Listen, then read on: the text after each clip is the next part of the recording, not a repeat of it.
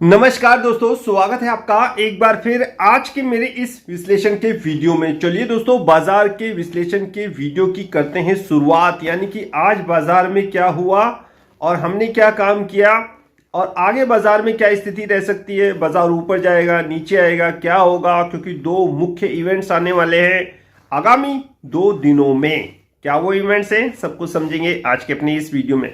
आज बाजार में दोस्तों एक सीमित दायरे में आपको कामकाज होते हुए नजर आया। मैंने आपसे कह रखा है 18,500 तक कोई दिक्कत परेशानी नहीं है। जब तक बाजार 18,500 के ऊपर ट्रेड कर रहा है कोई दिक्कत परेशानी नहीं है। 43,000 के ऊपर बैंक निफ्टी ट्रेड कर रहा है, इसलिए इसमें कोई दिक्कत परेशानी नहीं है। और आप देखिए बाजार निफ्टी करके अगर मैं बात करूं सबसे पहले तो मात्र 150 पॉइंट की ही रेंज में आज निफ्टी में कारोबार हुआ और 43,000 को बैंक निफ्टी ने नहीं तोड़ा। 43,000 से 43,300 मेरे ख्याल से 350 के आसपास ही हमारा बैंक निफ्टी घूमता था। ये बात हो गई दोस्तों निफ्टी और बैंक निफ्टी की। अब ऐसे में साहब FIIs क्या करके गए, वो सब दोनों ही साहब उन्होंने एग्रेसिव बाइंग नहीं करी है, थोड़े सतर्क हैं। और किस बात को लेकर सतर्क हैं वो मैं आगे बताऊंगा। फिलहाल इनका FIIs का डाटा अगर देखें 1100 करोड़ की ओवरऑल दोनों भाइयों ने बिकवाली करके शांति से बैठ गए। जहां इन्हें प्रॉफिट हो रहा होगा इन्होंने अपना माल बेचा। ऑप्शन डाटा शाम को आएगा, वो हम डिस्कस करेंगे व्हाट्सएप ग्रुप में।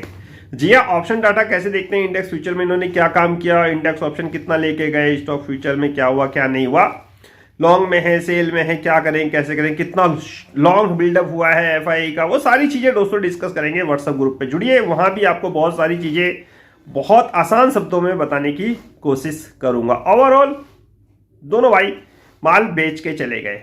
इन्हें किस बात की चिंता है, इन्हें थोड़ा किस बात की आहट महसूस हो रही है। देखिए दोस्तों, आगामी 2 दिन यानी कि 7 और 8 बाजार के लिए बहुत महत्वपूर्ण दिन होने वाले हैं। कल साहब आपको पता ही है RBI की पॉलिसी चल रही है, यानी कि RBI मीटिंग कर रहा है ब्याज दरों को लेकर। ब्याज दरें अब बढ़ेंगी नहीं बढ़ेंगी ये फैसला कल हो जाएगा।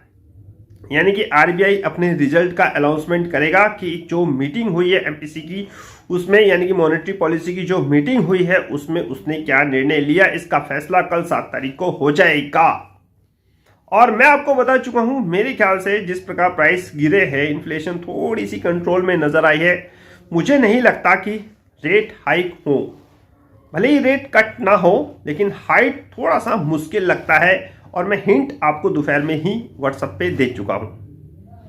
तो ये भी एक बाजार के लिए बहुत बड़ा रिलीफ होगा दोस्तों। अगर रेट हाइक नहीं हुई, यथा स्थिति बनाई रखी RBI ने, तो ये भी एक बहुत बड़ा रिलीफ होगा। तो कल देखते हैं RBI क्या निर्णय लेता है। अगर महंगाई पे फोकस करेंगे कि महंगाई हाथों से बाहर निकल रही है तो डेफिनेटली फिर साहब और हल्के फुल्के से ब्याज दरें बढ़ाने की साहब मेरे ख्याल से घोषणा हो सकती है। लेकिन जो ब्याज दरें बढ़ेंगी दोस्तों वो एग्रेसिव नहीं बढ़ेंगी, इतनी तेजी से नहीं बढ़ेंगी और ज्यादा नहीं बढ़ेंगी।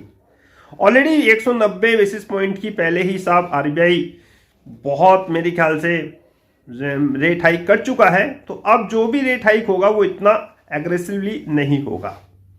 चलिए वो तो कल के ऊपर डिपेंड करता है, RBI का अपना निर्णय अपनी सोच है, महंगाई को ग्रोथ को दोनों उसको देखने पड़ते हैं। तो देखते हैं RBI कल किस प्रकार का फैसला लेता है। बात अगर मैं अपनी करूं तो मैंने आपको बता दिया है कि मुझे नहीं लगता कि रेट हाइक होंगे। रेट यथावत रह सकते हैं, जैसी स्थिति है वैसी ही रेट रह सकते हैं, ना बढ़ेंगे ना घटेंगे। ये बात हो गई कल की। 8 तारीख क्यों इंपॉर्टेंट है, 8 तारीख इसलिए इंपॉर्टेंट है दोस्तों, गुजरात और हिमाचल, मेरे ख्याल से गुजरात के और हिमाचल के रिजल्ट उस दिन डिक्लेयर होंगे। ठीक है, एग्जिट पोल में तो बीजेपी को बढ़ते हुए दिखाया गया है। अब देखते हैं कि जो एग्जिट पोल है क्या वो नतीजों में बदलते हैं, क्योंकि एग्जिट पोल होते हैं। फाइनल रिजल्ट आएंगे 8 तारीख को। तो 8 तारीख को देखेंगे कि क्या स्थिति स्पष्ट होती है इन दोनों राज्यों में। अभी तक तो एग्जिट पोल में बीजेपी यानी भारतीय जनता पार्टी को बढ़त होती हुई दिखाई दे रही है। हालांकि बाजार ने इसको आज पॉजिटिवली नहीं लिया। अब बाजार शायद कुछ और देख रहा हो, शायद एक ही दिन में सब कुछ साहब ठीक कर दे। यानी कि अगर कल RBI रेट हाइक नहीं करे तो एक जबरदस्त तेजी हो और वो तेजी कंटिन्यूटी में रहे साहब। जब बृहस्पतिवार को बीजेपी के रिजल्ट आए तो 2 दिन एक अच्छा खासा तेज मूव हो सकता है बाजार में। इसीलिए हम लॉन्ग साइड में हैं, लेकिन 50% ही अभी बाय करा है, 50% अपनी कैश को रिजर्व रखा है। अगर बाजार में गिरावट होती है आरबीआई की तरफ से कोई उल्टा बयान आ जाता है, आरबीआई रेट हाइक कर देता है, तो डेफिनेटली फिर उस पैसे को हम यूज करेंगे एवरेज करने के लिए। ये पूरा बाजार का विश्लेषण था। 2 दिन, आगामी 2 दिन है बहुत इंपॉर्टेंट, और शाम को देखेंगे ऑप्शंस का डाटा कि आखिर करके क्या गए। ओवरऑल जो इंटरनेशनल मार्केट की मैं बात करूं, कमजोरी है साहब, और रुपीस भी हमारा आज थोड़ा सा कमजोर होता हुआ 82 के ऊपर मेरे ख्याल से डॉलर निकल चुका था।